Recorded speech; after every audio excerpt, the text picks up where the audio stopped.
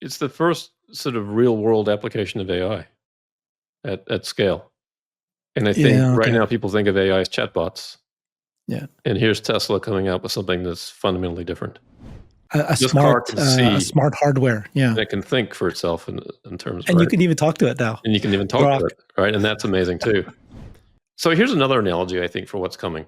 Let's say you're on a little boat in the ocean and you see a tsunami coming, right? And you ride that wave. You radio back to shore and you say, hey, there's a massive wave coming to shore. You might want to take cover. Well, I feel like most of the world right now is standing on that beach and looking out at the flat water and not realizing what's coming. True. Right. But we're on that little boat and we've experienced it. We've seen it. We've seen the wave. We know what this means, right? It's just a matter of time before it washes ashore. And I'm interested in that moment that it does wash ashore for the vast majority of the rest of the world. Obviously, it'll take time, but the information doesn't filter through instantly. There's still plenty of people out there that don't know about ChatGPT. There's probably plenty of people in the world that don't even know about iPhone at this point. But still, collectively, I think the world is going to suddenly realize that we have a real world AI application, and here it is in these autonomous vehicles. It's going to be an amazing moment to watch. Okay.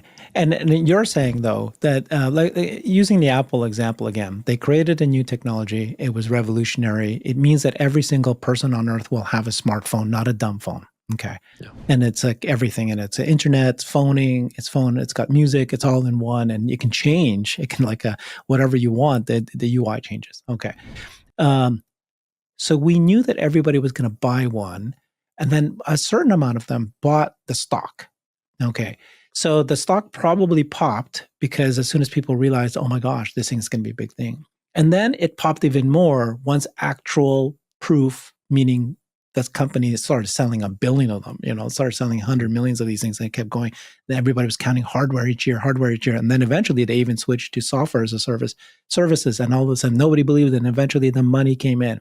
And then they switched to this monthly payment. But it's, like there's a certain amount of people that will buy it because they go, okay, I touched it myself. I see this. It's going to be big. And then a certain amount will refuse to buy it until I actually see earnings. What's your breakdown of that? Yeah, and that's interesting. And you're making a really important point here because, and we've talked about this before, earnings and profit and cash flow are the last things to happen. That's like the wave hitting the beach, crashing and destroying everything. If you wait to that point, you are just getting hit by it. It's too late. Right.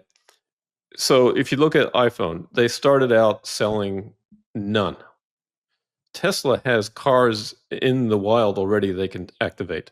Interesting. Right. So right there's millions that they can turn into autonomous vehicles. In Apple's case, they had to make the phone and start selling the first one.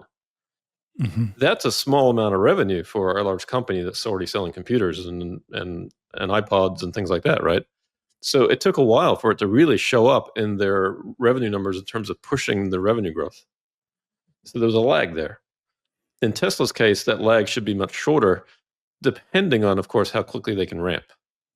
And that's why the ramp question is so important in terms of when this will actually hit Tesla's income statement, right? But again, that's the last thing that happens. If you're waiting for that moment, then you've really missed it. Now, I'm not suggesting you missed it entirely. But certainly when NVIDIA's revenue started to explode because of AI, if you would have bought it in that moment, you would be a very happy shareholder at this point.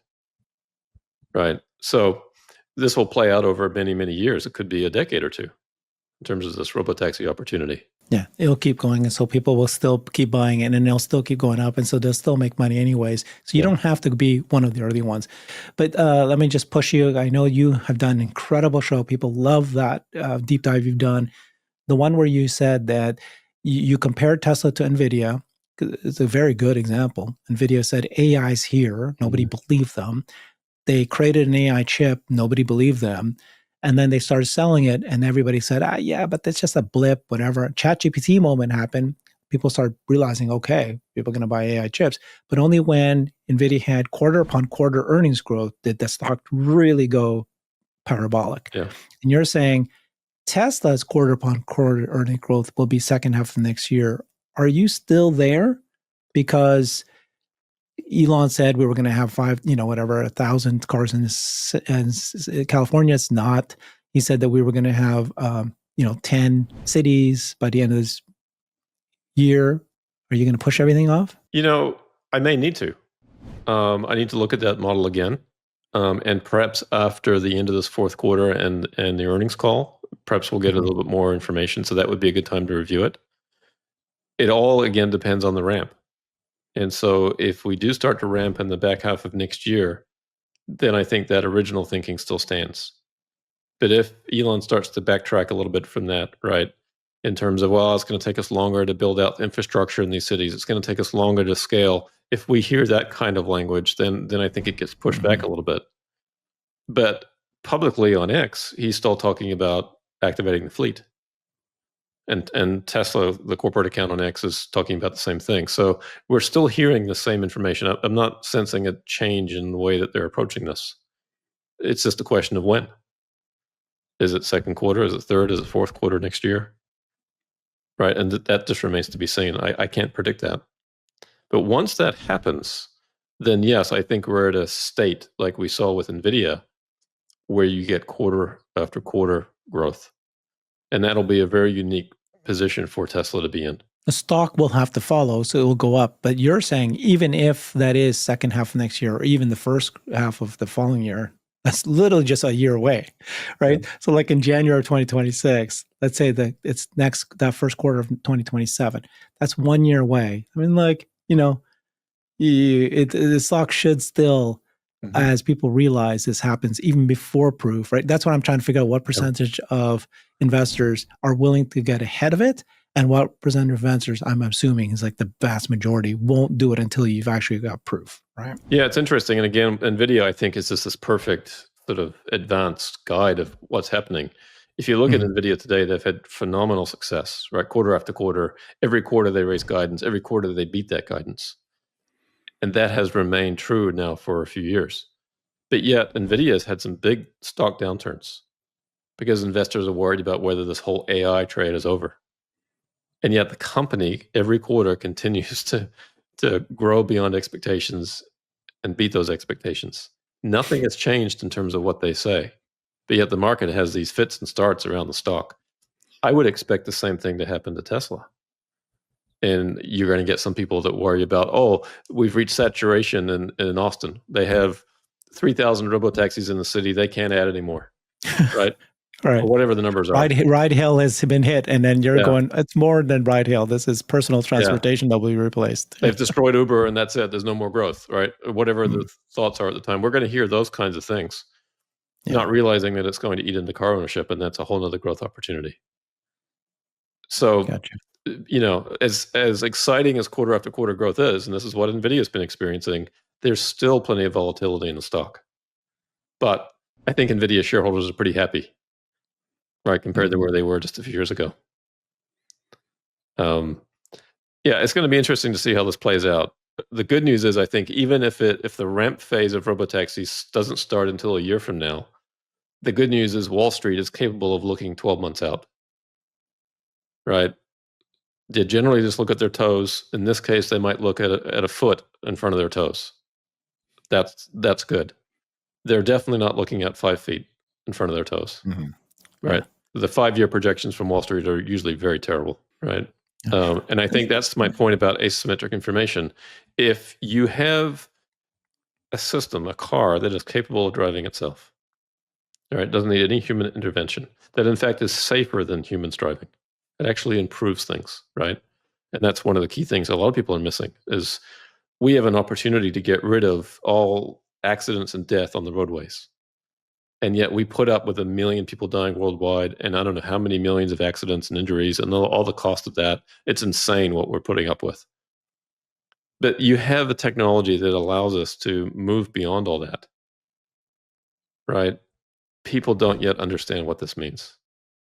It's a phenomenal opportunity. Yeah.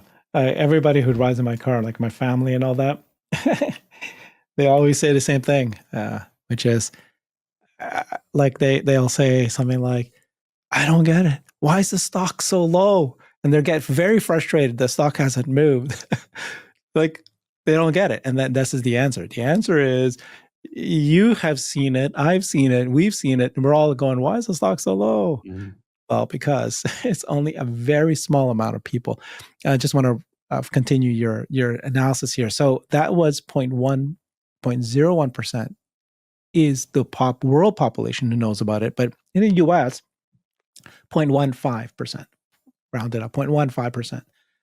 Again, it's like not even like half of a percent. It's like quarter, 15%. It's 1/10 to 2/10%. It's a tiny percentage. It's a tiny, and then the way you described it was you said but okay, think how many wild koalas out there. It's not like koalas are like horses or dogs. No, this is koalas. There's so few of them. There's 500,000 of them, and there's 500,000 FSD users. Equally rare species like that. That's a good way to put it. That's how rare we are. The other thing about using koalas is koalas are famously very sleepy. Yeah. And if you think about the benefit of FSD one day is you'll just be able to do what this koala is doing. How did you get this photo? Sleep. It's a AI generated image from Nano Banana from Google. Yeah, Google Gemini. And what's cool about this, it put the Cybertruck, it made it a right-hand drive vehicle. Well, it makes sense. Well, but without me prompting it to. It just knew because koalas live in Australia. It knew when making the image that it better make a right-hand drive vehicle. Yeah. That's brilliant. That's brilliant. Yeah. That's what I was saying. It makes sense. Yeah. It didn't quite get the steering wheel shape right, but everything else about this image is pretty good. It's driving. What's wrong with the steering wheel shape? Isn't that what it looks like? No, the steering wheel on the Cybertruck has a top to it. It's not cut off. Oh, well. Yeah. Okay, sure. It's flat. Oh. It's a rectangular kind of a steering wheel, but yeah. Mm-hmm. That was the one that they had more like, I think, in the Model S for a period of time, maybe. But anyway, close enough. Yeah. Right. So eventually, we won't be reminded to pay attention to the road. We can just sleep like this koala 20 hours a day if you want to.